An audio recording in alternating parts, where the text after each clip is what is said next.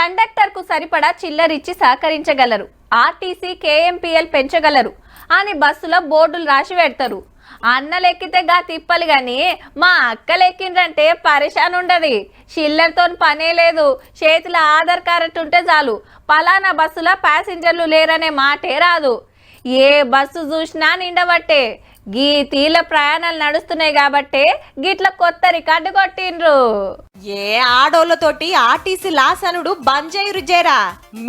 మేం తిరగబట్టే ఏడాది అర్థంలా ఎంత పైకం వచ్చిందో తెలుసునా?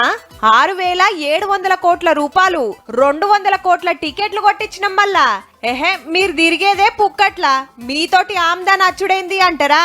మేం కట్టాల్సిన పైకం సర్కార్ కడతాంది. మళ్ళా 200 కోట్ల మంది ఫ్రీగా ఎక్కి దిగినందుకు డిపోలు బస్టాండ్ల కాడ రేపు జోరుగా సంబరాలు కూడా ఉన్నాయబ్బా. అవ్వగారింటికి, అత్తగారింటికి, అక్కింటికి, చుట్టాలింటికి, పెండ్లీలకు, పేరెంటాలకు, దావతులకు, దేవుళ్ళ దర్శనాలకు, యాత్రలకు, షాపింగ్లకు, జాబులకు, కంపెనీలకు, టూర్లకు, బోర్లకు ఎటు పోయినా ఎంత దూరం పోయినా ఏకాన ఖర్చు లేదు. ఆధార్ కార్డు చూపిస్తే చాలు కండక్టర్ అన్న 0 టికెట్ కొడతాడు. గవర్నమెంట్ కాంచి ఛార్జీలు వసూలు చేసుకుంటారు.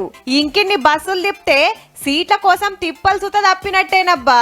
మనకాడ గింత ముద్దుగా నడుస్తున్నందుకే ఆంధ్రల సుత పెట్టాలని డిసైడ్ చేసింది సర్కారు. 15 ఆగస్టు కాంచి చాలు చేస్తారట.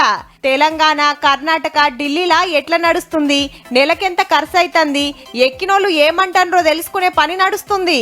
ఇంకో 20 రోజులైతే ఇక ఆంధ్ర అక్కలగ్గిన మన లెక్కనే పుక్కట్ల తిరిగే భాగ్యం వస్తుంది అన్నట్టు.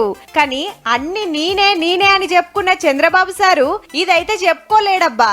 ఎందుకంటే ఈడ చాలైనాకనే ఆడ చాలైతుంది కదా మరి.